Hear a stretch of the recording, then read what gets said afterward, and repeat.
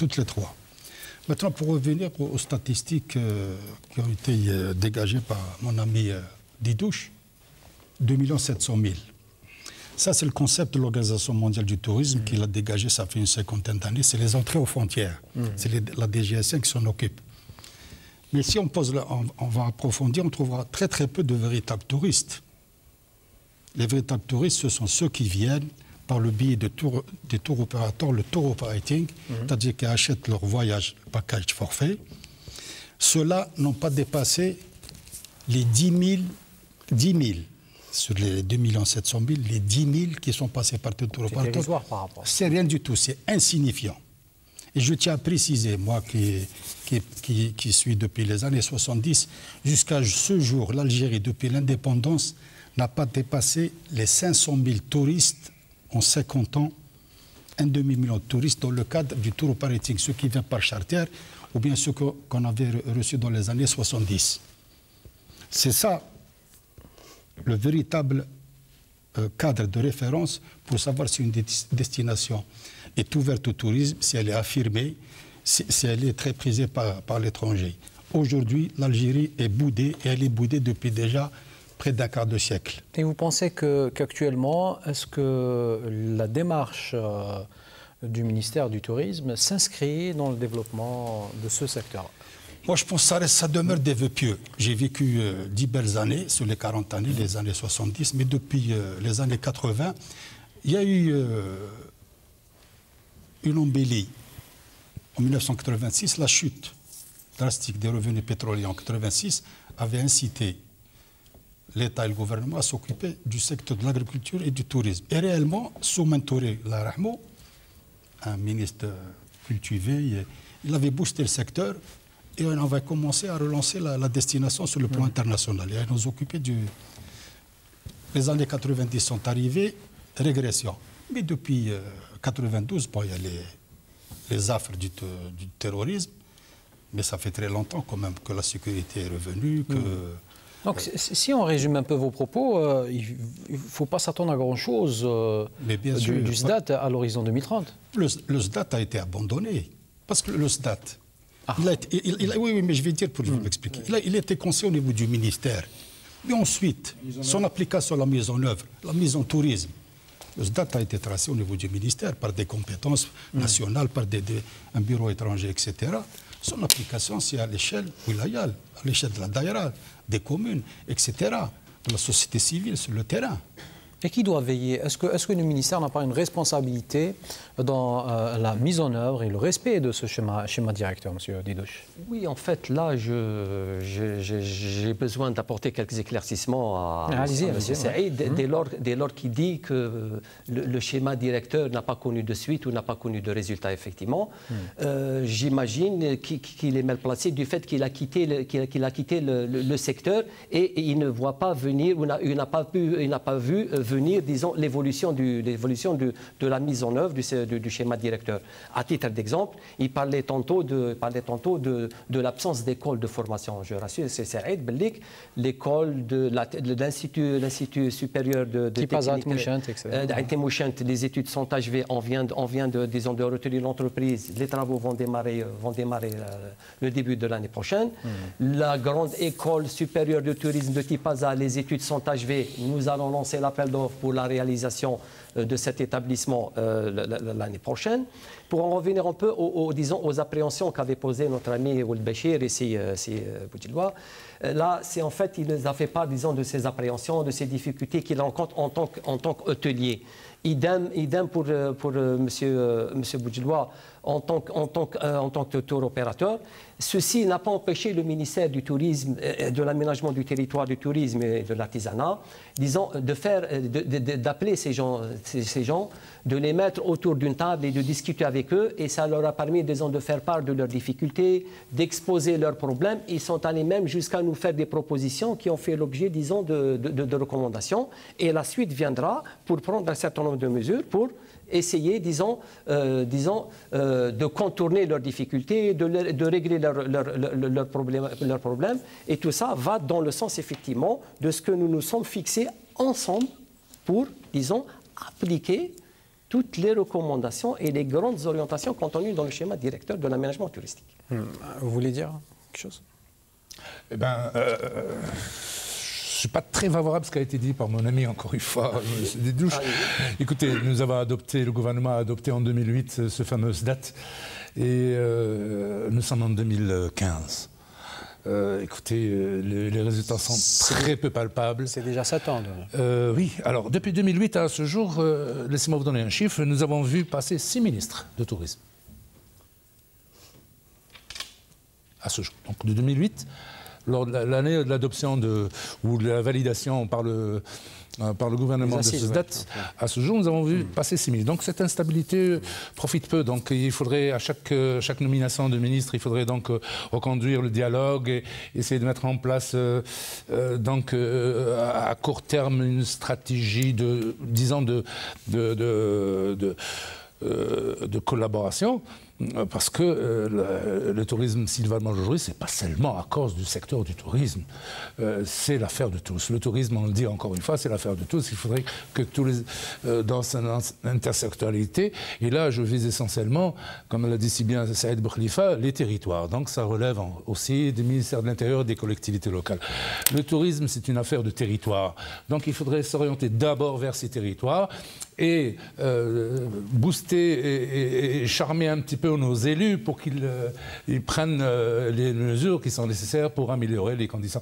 Il est désolant aujourd'hui de voir, qu'en traversant certaines villes d'Algérie, de nous voir que des vulcanisateurs et des confectionneurs de sandwicheries. Donc c'est quelque chose qui est assez désolant. Il y a quelques années, l'année où l'Algérie encore était une destination, M. Boukhlifa peut le confirmer, nous n'avions pas ce type de problème en passant dans un autocar de touristes, plein de touristes qui traversent les oasis, différentes régions des oasis. Nous n'avions pas ce... Donc là-dessus, je lance entre autres donc, un appel à nos élus pour que... Donc le tourisme, c'est une affaire de tous. Tout le monde. Il y a une sectorialité, comme on dit. Parce qu'on pense généralement uniquement au ministère de tutelle, alors que c'est l'affaire il y a 10 secteurs importants. Y compris le citoyen aussi. Oui, tout à fait. D'abord le citoyen. C'est pas précisé. Le citoyen, quand il a été pris en charge en 1970, il a joué son rôle. Comme il voit du haut du sommet, il n'y a pas cette conviction. Il n'y a pas la volonté politique. Elle n'existe plus. Elle est dans les textes. Elle est textuelle, mais elle n'est pas factuelle. Moi, je suis désolé, même quand j'étais dans le ministère, pendant les 7 années au cabinet, on travaillait, mais il n'y avait pas un feedback qui partait sur le terrain, qui remontait. Au niveau des 48 wilayas, les différents responsables qui gèrent ces régions ne se sentent pas concernés. Ils sont peut-être absorbés par d'autres problèmes, mais le tourisme, c'est le parent pauvre. Il y a beaucoup d'anecdotes que je ne peux pas raconter, véridiques, qui concernent les gens s'en foutent. Il faut le dire, carrément, ça fait plus de 30 ans que ce pays ne veut pas s'ouvrir au tourisme. C'est une sémantique creuse et verbeuse. On parle de tourisme, mais on fait semblant de faire du tourisme. Et quand vous faites des radiotrottoirs, des reportages, 90% des citoyens se plaignent. Parce que même la culture touristique, c'est l'État qui doit être derrière. Cette pédagogie touristique, on doit enseigner dans les écoles, par bribes, à certains échelons, etc. Et par les directions de tourisme de Wilaya, on a 48. Chacune n'a pas son budget de promotion pour faire la promotion de son territoire et créer ce besoin aux citoyens de Djidjil aller l'ouest, vers Azawat. Ils n'ont rien. Il n'y a pas de site internet, il n'y a pas d'informations touristiques concernant sur les capacités d'hébergement, les tarifs hôteliers, les campements, les auberges, les centres de vacances, etc. C'est le blackout total sur le plan promotion du tourisme domestique. Et il y a aussi, on balance des chiffres, des projets. Combien d'hôtels seront construits en bord de mer, par exemple, pour répondre à la demande nationale sur ces projets-là? La plupart sont urbains, parce que c'est le marché touristique urbain qui ramène. Il y a beaucoup de demandes, etc. L'État ne construit que les grands hôtels de 5 étoiles. Les fameux Sofitel, Mercure, Sheraton, Marriott, celui de Constantine, il est très beau, effectivement. Il a pris... Ils ont dessiné beaucoup plus... Oui, mais ils sont managés par ces labels, mais c'est l'État. Mais l'État n'a plus construit. Le dernier hôtel touristique, c'est à Kolo, en 1982, de Bougaroun. Il s'est arrêté à cet hôtel-là, parce que l'État également, sur le plan local, doit dégager des structures d'hébergement légères qu'il mettra à la disposition de certains privés. Il faut créer ce marché, par exemple, au niveau du tourisme de montagne. L'État a construit moins de 1000 lits. Il faudrait que l'État se remette pour inciter le privé à le suivre. Il faut construire, et quand ces structures que l'État a construites, qui sont cédées à des privés par un bail de location, quand le privé voit que ça marche, il y a une demande, et c'est complet, c'est full, etc., il investira. Il saura que le tourisme de montagne concerne les 4 saisons. Ce n'est pas uniquement un hiver, il y a des vacances de printemps, il y a en été, pour les seniors, pour les personnes de certain âge, ils aiment le calme des hauteurs. Par exemple, ça, ce sont des détails. Et la maison tourisme, on ne la voit pas. Le stade a été fait au niveau du ministère, les grands projets, etc. Et la maison tourisme wilayal, elle doit être prise en charge par chaque wilaya. Très peu de wilayas ont lié ce stade et très peu de wilayas considèrent ce stade, le prennent en considération. Et on a perdu cette année. Et on profite pour poser la question à M. Didouche sur ce travail de collaboration que le ministère du Tourisme devrait faire avec les différents départements notamment, et surtout celui de l'intérieur. Oui, en fait, car on parle de collectivité locale et on parle de wilaya. Oui, là, moi, je voulais un peu rebondir sur les propos de C. Saïd dès lors qu'il dit qu'il n'y a pas de volonté. Moi, je vous dis que nous sommes actuellement, nous sommes à 1600 agences de voyage. Nous avons validé, approuvé 1100 projets. Nous avons inscrit une opération de 70 milliards de dinars pour la réhabilitation et la modernisation de tout le parc hôtelier de l'État. Donc là, ce n'est pas une volonté. C'est une volonté. Le fait de dire que toutes les directions de wilaya ne disposent pas d'un budget pour la formation, ça c'est un point de vue. Oui, ça c'est un point de vue. Et ils ont des crédits, ils ont des budgets destinés justement à faire de la promotion de l'image de leur territoire, etc. Donc c'est pour vous dire que la volonté de l'État existe et que la mise en œuvre de toutes les orientations du schéma directeur, non seulement sont prises en charge d'une manière efficace, d'une manière effective, mais en plus, maintenant, nous avons la chance que dans le programme du gouvernement qui a inscrit le secteur du tourisme au même titre que l'artisanat, au même titre que l'agriculture, au même titre que l'industrie et le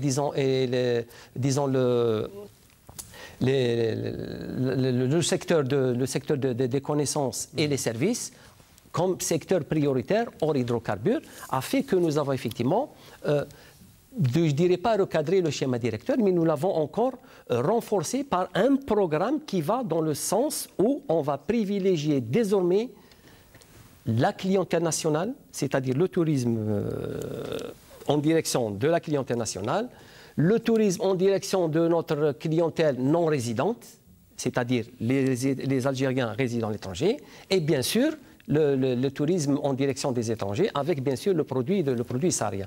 Donc maintenant, pour revenir un peu à votre question... Mais toujours est-il qu'au jour d'aujourd'hui, l'Algérien n'est toujours pas satisfait de...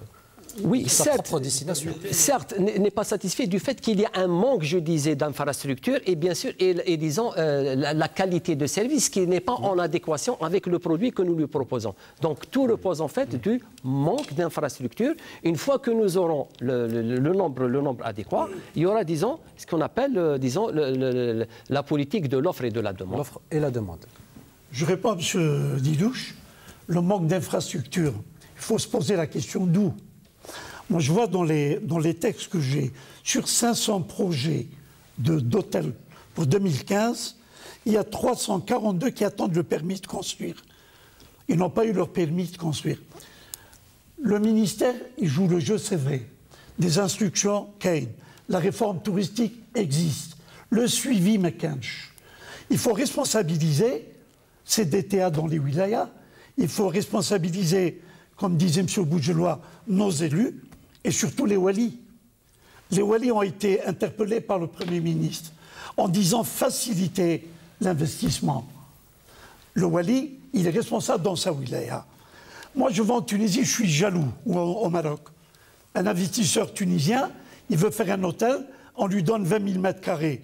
Il vous fait la piscine, il a le terrain de tennis, terrain de golf, miniature, il a tout, toutes les commodités. En Algérie, avec 700 mètres, où il y a 1000 mètres, il te dit, fais-moi un hôtel 5 étoiles. S'il dépasse de 10 mètres, s'il arrive à empiéter 15 mètres, son permis de construire est rejeté, son certificat de conformité est rejeté et son hôtel est bloqué.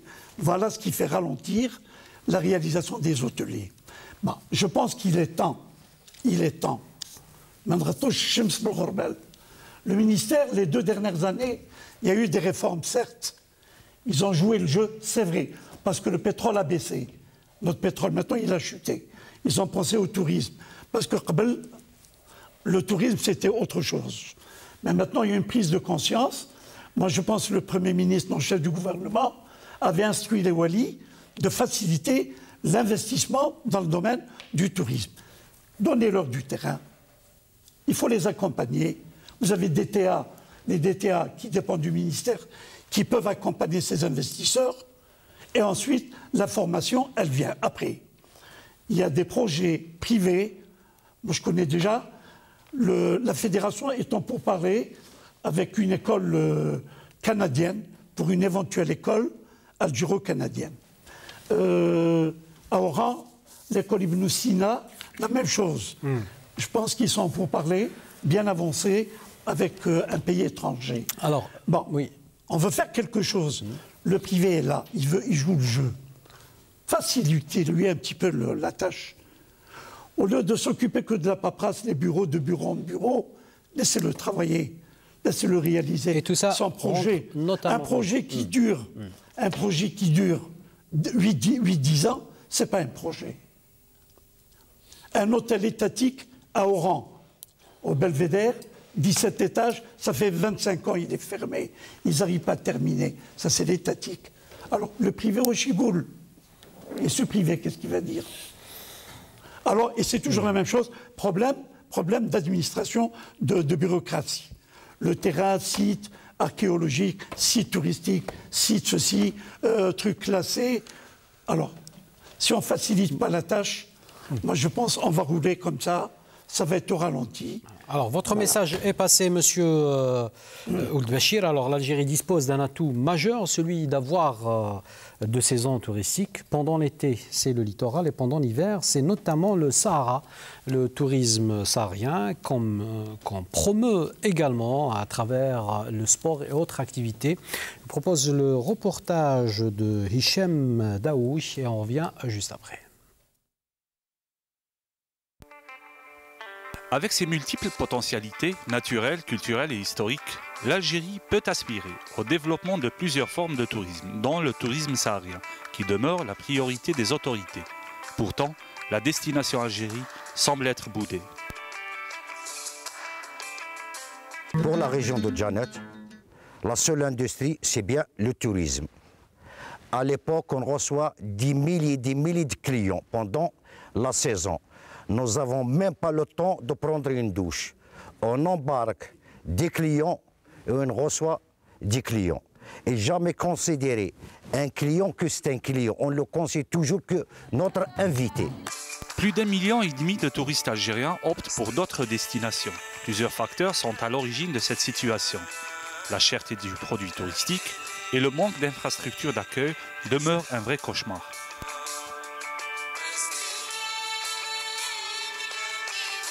Plus de 1000 agences de tourisme et de voyage exercent sur le territoire national, mais rares sont celles qui travaillent dans le réceptif. Les agences de voyage sont en contact direct avec le touriste. Ils peuvent le conseiller, l'orienter et lui proposer même de nouveaux circuits sur le territoire national. Mais pourquoi le produit touristique national demeure cher? Le billet est très cher pour les nationaux, parce que nous avons fait beaucoup de promotions et des